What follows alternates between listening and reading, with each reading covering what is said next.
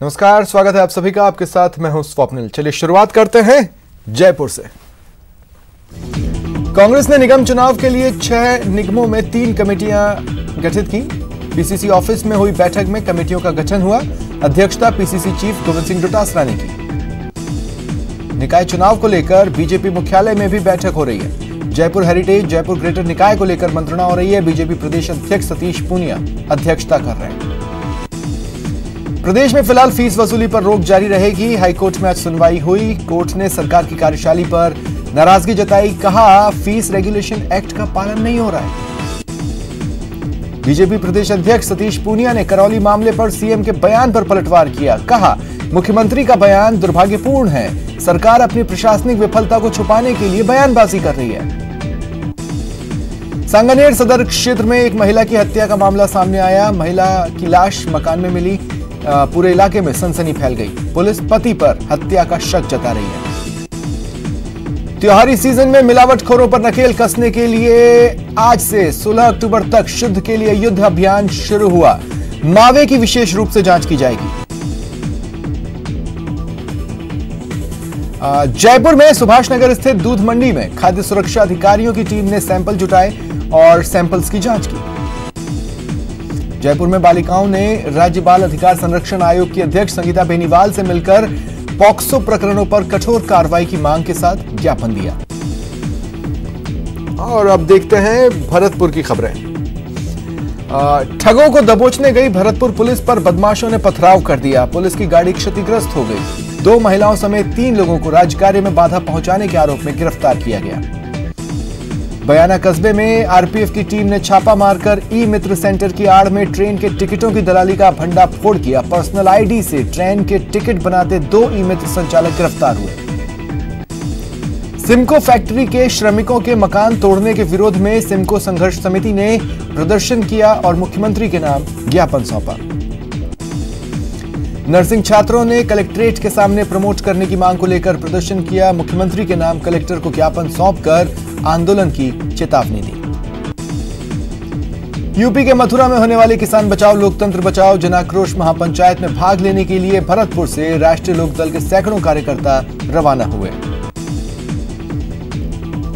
महिला शक्ति केंद्र की ओर से बालिका दिवस समारोह मनाया गया। महिला कल्याण अधिकारी रेखा पाराशर के नेतृत्व में बच्चों से केक कटवाया गया और बालिका दिवस की महत्ता पर चर्चा की गई। काली की बगीची गौशाला पर महर्षि परशुराम युवा परिषद की ओर से गायों की सेवा की गई और करीब 15 मन चारा दिया गया। विधायक विश्वेंद्र सिंह ने डीग में उपखंड अधिकारी कार्यालय का फीता काटकर उद्घाटन किया, साथ ही जनसुनवाई की। जेसीआई भरतपुर सेंचुरी के पदाधिकारियों ने पत्रकार वार्ता कर कोरोना काल में किए गए सेवाभावी कार्यों का लेखा जोखा प्रस्तुत कर आगामी दिनों में गरीब, असहाय और जरूरतमंदों की सेवा का संकल्प लिया। पहाड़ी ऑल इंडिया यूनाइटेड मुस्लिम मोर्चा की ओर से एक बैठक हुई जिसमें मेव समाज को आरक्षण देने की मांग की गई। चलिए देखते हैं कोटा की खबरें। मानदेय बढ़ाने की मांग को लेकर इंटर्न डॉक्टर्स आंदोलन पर उतर आए। इंटर्न डॉक्टर्स ने कॉलेज के प्रशासनिक भवन के बाहर प्रदर्शन किया।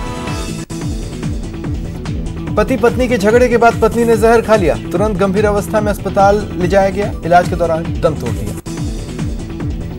30 लाख रुपए नकदी और जेवरात की चोरी मामले में सोना खरीदने वाले सराफा व्यवसायी को पुलिस ने गिरफ्तार कर लिया। आरोपी व्यवसायी के कब्जे से 4 तोला सोना बरामद हुआ।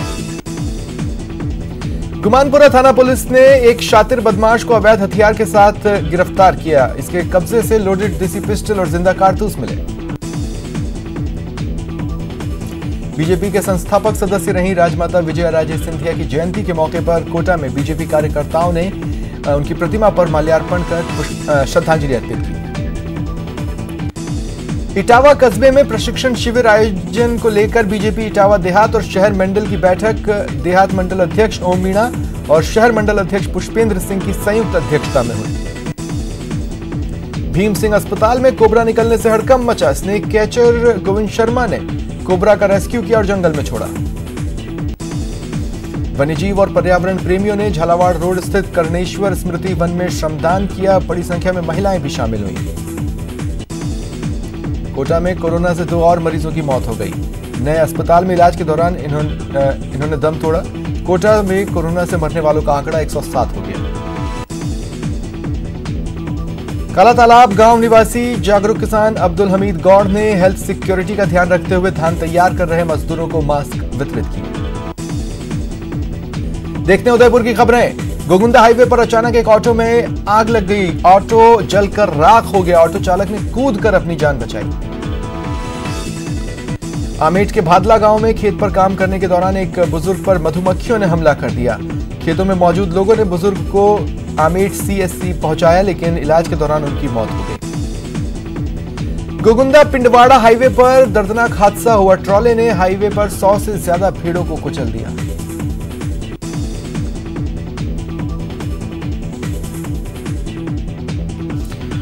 कोटला थाना इलाके में एक विवाहिता ने पेड़ पर लटक कर जान दे दी। इसका नाम पिंटी बाई था। अपने पीहर आई हुई थी।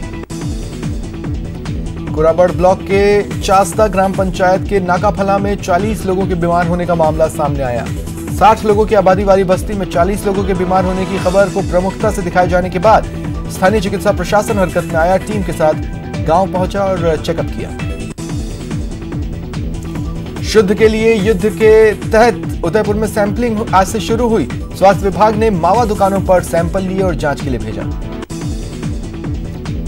मावली गांव सीएचसी में जांच के दौरान 5 लोगों को कोरोना पॉजिटिव पाया गया। उनके क्लोज कांटेक्ट में आए 18 लोगों की जांच की गई।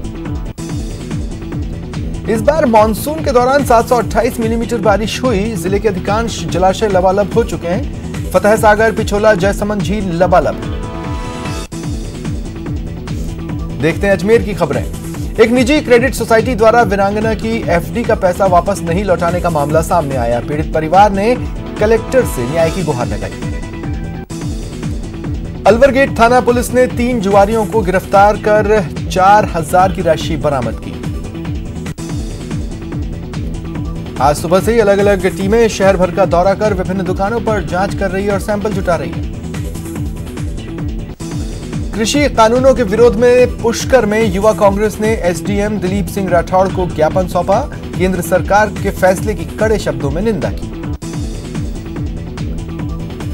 जानलेवा हमला करने के आरोपियों की गिरफ्तारी और सुरक्षा की मांग को लेकर पीड़ित परिवार ने एसपी से न्याय की गुहार लगाई। पुष्कर अस्पताल के चिकित्सा प्रभारी डॉक्टर आर के गुप्ता 11 दिन तक होम आइसोलेट रहने के बाद कोरोना से जंग जीत वापस मैदान में उतर आए। इस मौके पर अस्पताल स्टाफ और शुभचिंतकों ने ड्यूटी पर लौटे डॉक्टर गुप्ता का माला पहनाकर स्वागत किया। देखते हैं बीकानेर की खबरें। नोखा में एक महिला पानी के कुंड में गिर गई। उसकी डूबकर मौत हो गई। शुद्ध के लिए युद्ध आज से शुरू हुआ। स्वास्थ्य विभाग की टीम ने दुकानों से सैंपल्स लिए। खुद सीएमएचओ बीएल मीणा अभियान की मॉनिटरिंग कर रहे हैं। कोरोना के रोजाना आ रहे पॉजिटिव मरीजों के बाद स्वास्थ्य विभाग अलर्ट है। जांच का दायरा भी बढ़ा दिया है। सीएमएचओ बीएल मीणा का मानना है पंचायत चुनाव के बाद पॉजिटिव मरीजों की संख्या में इजाफा हुआ। वहीं पिछले 2 दिनों में ही कोरोना के 400 से ज्यादा नए केसेस आए हैं। लगातार बढ़ रहे आंकड़ों ने स्वास्थ्य विभाग और जिला प्रशासन की नींद उड़ा दी है। प्रेरणा फाउंडेशन और स्काउट गाइड्स ने जन जागरूकता अभियान चलाया। रैली निकाली और लोगों को मास्क बांटे गए।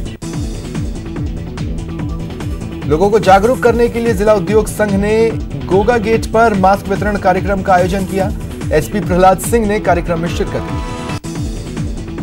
बीकानेर में सड़कें पूरी तरह बदहाल हो गई हैं। कई इलाकों में सड़कों में बड़े बड़े गड्ढे हैं जिससे लोग परेशान हैं।